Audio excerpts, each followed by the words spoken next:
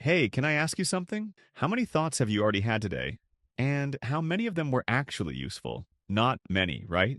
You've replayed that conversation from 2 weeks ago, rewritten a future that hasn't happened. Imagine 12 ways someone might be mad at you, and second guessed almost everything you've said, done, or thought. You're not alone. You're not broken. You're just stuck in something. Most of us are quietly battling every single day. Overthinking, the silent spiraling war inside your head. But here's the thing, you can win this, not by becoming someone else, not by turning your brain off, but by finally learning how to listen without drowning. So breathe just for a second. I'm not here to fix you. I'm here to walk you out of the maze, step by step, thought by thought until the silence returns. Not the scary kind, the peaceful kind. You ready? Part 1. The noise that never sleeps. There's a voice in your head. You know the one it's always running, always narrating, always worried. It tells you, what if they're mad at me? What if I mess this up? What if I'm not good enough? What if I fail? What if they leave? And it's exhausting. It doesn't clock out, doesn't go quiet. It's there in the shower, in the car, while you're smiling at someone, but thinking 1,000 thoughts behind your eyes. This isn't thinking. This is overthinking, and here's the truth. No one tells you. Thinking isn't the enemy. It's the loop that's killing you. Part 2. Why you overthink.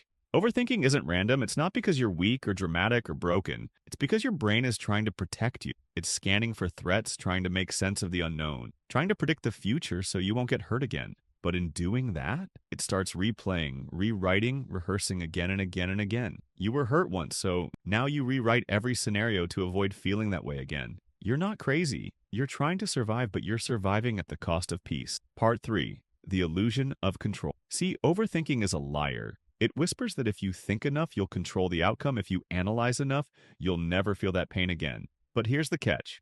Thinking isn't control. It's delay. You're not fixing anything. You're postponing the fear, hoping it disappears if you loop long enough, but it doesn't. The more you overthink, the less you live, and now you're not in danger, but you feel like you are always. Part 4. What overthinking steals. You ever try to fall asleep, but your brain plays a full season of worst-case scenarios? You ever sit with friends, but you're not really there because your brain is busy dissecting something you said 3 hours ago? You ever try to make a decision but overthink it until you end up doing nothing at all? That's the tax of overthinking.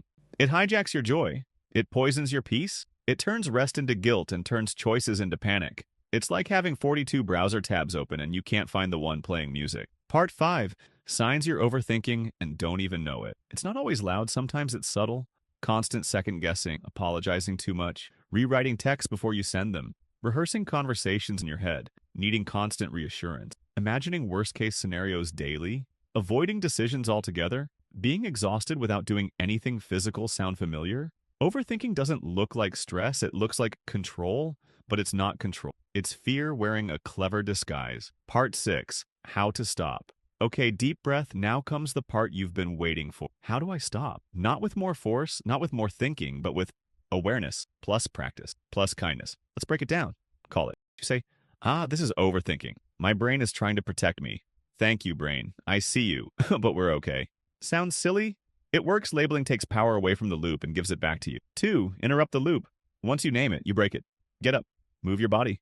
Say something out loud. Clap your hands. Drink water. Step outside any pattern. Interrupt works. Overthinking is a track. It repeats unless you jump it. 3. Write it down. Your brain isn't meant to hold everything, so put it somewhere else. Write the thought uncensored. Let the flood out. You'll be amazed how different your thoughts look once they're out of your head. They stop feeling like monsters. They become sentences you can work with. The 4th. Set a worry window. This one's wild, but effective. Set a timer. 10 minutes a day. Worry, spiral, overthink all you want, but only in that window. Outside of it, you tell your brain, not now. At first, it'll resist, but over time, your brain learns that it's not allowed to hijack your entire day. And slowly, you take your mind back. 5. Practice present. Yeah, I know, easier said than done, but listen. Your body is always in the present. Your mind is what time travels, so anchor to the body. Feel your feet. Touch something cold. Breathe in for 4, out for 6. Listen for the nearest sound. Presence isn't magic, it's practice. But the more you do it, the more your thoughts start falling asleep. 6. Choose action over perfection. Overthinking is rooted in fear of doing the wrong thing, so you do nothing. But here's the truth. Clarity comes from action, not thought. So do the thing even if it's small, especially if it's small. Overthinking dies when you move even an inch. 7. Give yourself permission to not know. Newsflash, you will never have it all figured out, and that's okay.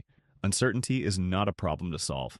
It's a reality to accept. You don't need all the answers to take the next step, just enough courage to not run from the silence. Part 7. Build a new mindset. To stop overthinking long-term, you don't just interrupt thoughts, you rewire beliefs. Try these.